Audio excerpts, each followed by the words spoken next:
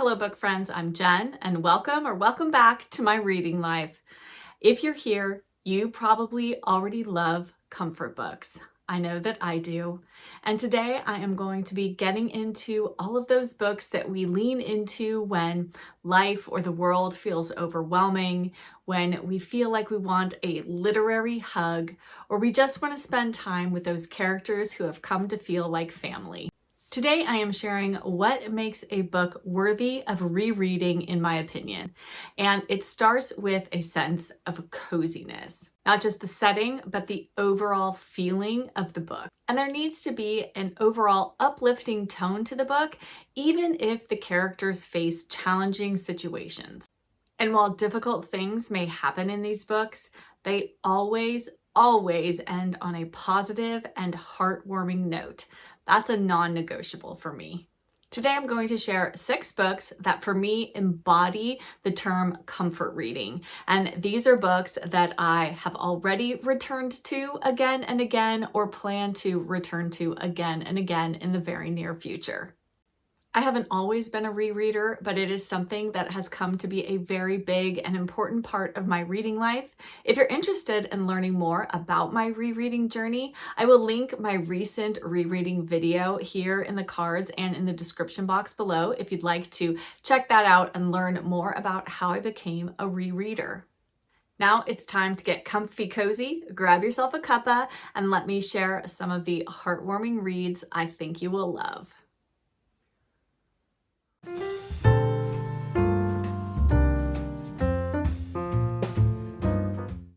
My first book is by one of my very favorite authors, and it is the perfect book to pick up as we head into cold weather. So if you are in the Northern Hemisphere and it is getting chilly where you are, this might be the book you might want to look into picking up within the next couple of months if you haven't already read it, which you may have. And that book is Winter Solstice by Rosamunde Pilcher.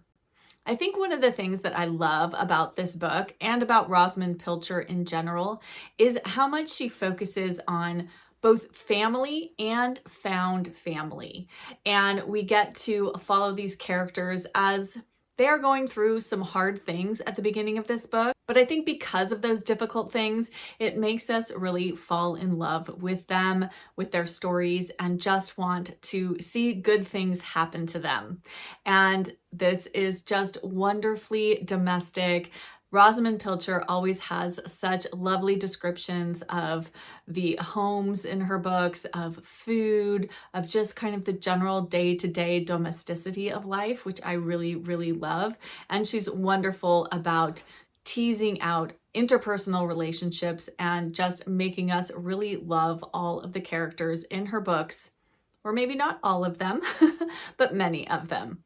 And this book is lovely. It is set over the Christmas season, but just winter in general. So I don't think you necessarily need to read this at Christmas time, though lots of people do.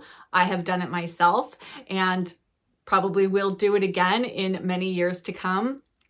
But if you are looking for a book that you're going to want to hug when you close it during the winter months, then you cannot go wrong with Winter Solstice.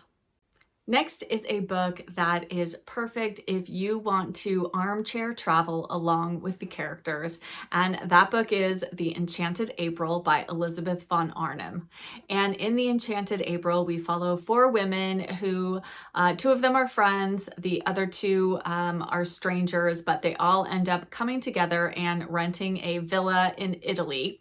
And so they head out from cold, wet, rainy England into Italy, and they spend the month of April at this villa, and we follow along with them and their relationships, both with each other and with the people in their personal lives. And Elizabeth von Arnim does a wonderful job of bringing all of these women to life. You end up caring about them all, even if you don't necessarily like all of them 100%. You get to understand them, and her descriptions of Italy, of the villa, are just so incredibly beautiful. I cannot recommend this one enough. I have read it, I believe, the past 3 Aprils, and I will probably reread it again this April. This is definitely a book that is not to be missed if you'd like to spend a little time in Italy. Next up is a classic novel that I don't think needs much introduction, but it is my personal favorite novel by this author, and this is one of my favorite authors, and that book is Sense and Sensibility by Jane Austen. Yes, Sense and Sensibility is my very favorite Jane Austen novel. Well, is it? It is. I swing sometimes to the other novels when I read them, and then I always seem to come back to Sense and Sensibility. I absolutely adore Eleanor Dashwood. She is one of my very favorite female characters in literature, and my heart is with Eleanor 100%, and I just love this story so much. I also love that in this one, we have a mother of the two main characters who is very likable and lovable. And often in Jane Austen novels, the mother figure isn't necessarily that likable, and so I really enjoy that about Sense and Sensibility. Now, if you have been paying attention on my community page, you will know that Sense and Sensibility is our pick for Jane Austen January 2026. This is the book we will be reading along together, and I will have a link to the post with all of the information about the read-along. I'll be sharing even more information about January in December here on my channel, so be sure to have your notifications turned on so that you do not miss that. And I hope that you will join us to read, as I said, my favorite Jane Austen novel, and I'm so thrilled that this was picked to read this year, and I can't wait to discuss it with you all. My next comfort read that I love rereading is a nonfiction, actually, but it is written in the epistolary style, and that is 84 Charing Cross Road by Helene Hanff. I just love this cover with the British mailbox and the US mailbox, which just perfectly epitomizes this book, which is a correspondence between Helene and the employees at Marks & Co. booksellers in London.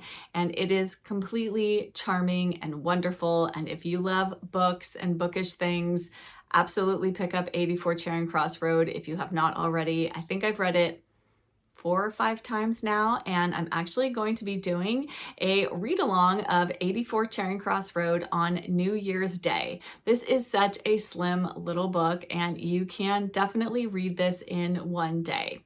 I'm going to be hosting some reading sprints on my channel, so if you are just home and being cozy on New Year's Day, as I often am, then I would love it if you would join me to read 84 Charing Cross Road, and then we will do some reading sprints so you can have some dedicated time to read it, and we'll do a little chatting about 84 Charing Cross Road and Helene Hanff and New Year's and all of our bookish resolutions and goals we might have for 2026. So I would love for you to join me for that. Information about the read along and the reading sprints live will be coming very soon, so stay tuned for that. But you cannot go wrong with this book.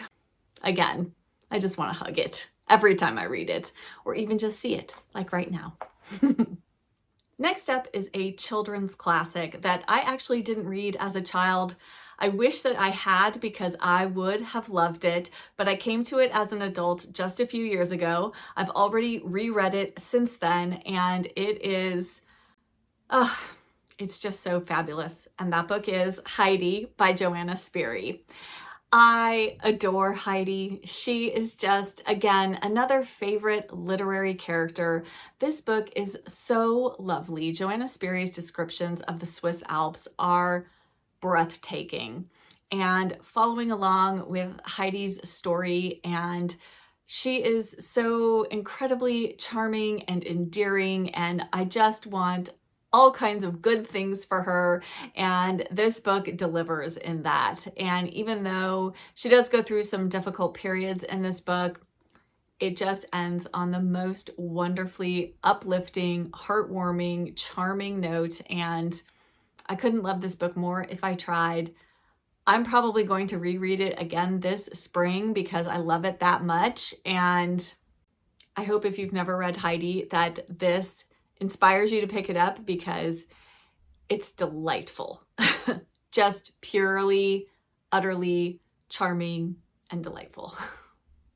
And my final comfort read pick for you today is actually the only book in this stack that I have not yet reread but it's going to happen very, very soon because I absolutely need to reread this. And it's again by another one of my very favorite authors, and that is Miss Bunkle Married by D.E. Stevenson.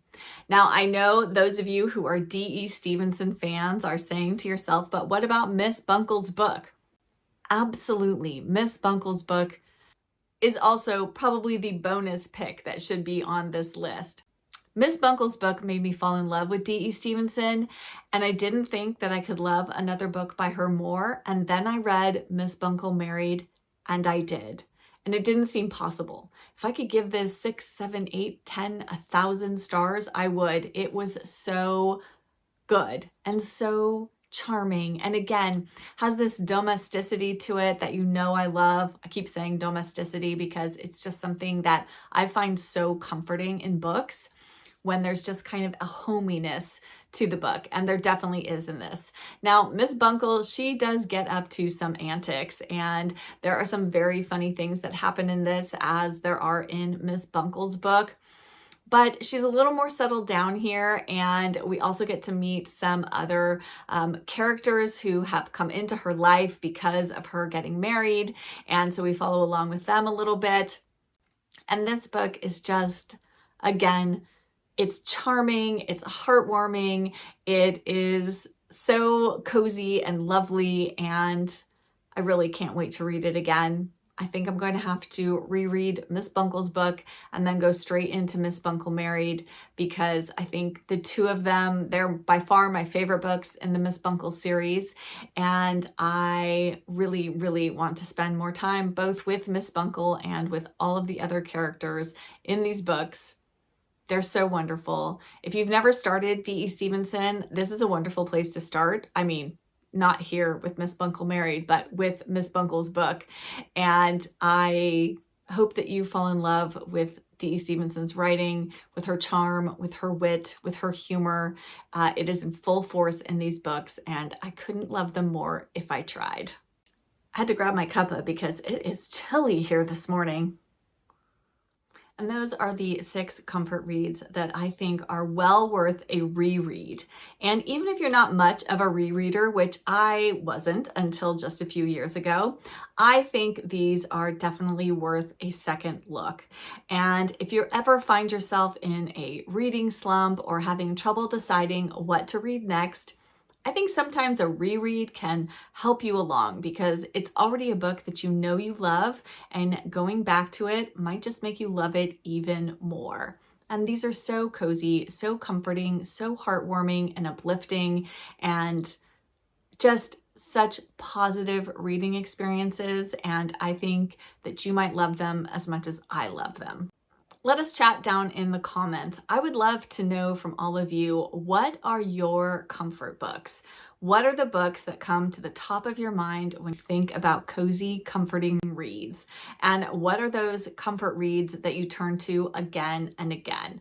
I could certainly have made this list a lot longer, and I'll probably come back again and share even more comfort reads for you in the future. Let me know if you'd like to see that as well down in the comments, and I'll be sure to add that to my filming schedule. Let us chat all things comfort reading down in the comments below. And if you're here but you don't have anything you'd like to add, but you want to let me know that you were here, because comments really do help my channel, leave your coziest emojis down in the comments. Whatever you think is cozy, leave those, and I love seeing them and knowing you were here. And as I said, comments really do help my channel. And if you enjoyed this and you'd like more cozy and comforting videos, then please hit that like button and subscribe if you aren't already subscribed. I would love to have you join my Bookish community. And thank you all so much for being here and for taking time out of your busy days to spend it here with me in my cozy corner of BookTube. I love all of our Bookish conversations down in the comment section. You all are so, so lovely, and it just warms my heart knowing that you are here. And I will be back with another video very soon. Bye!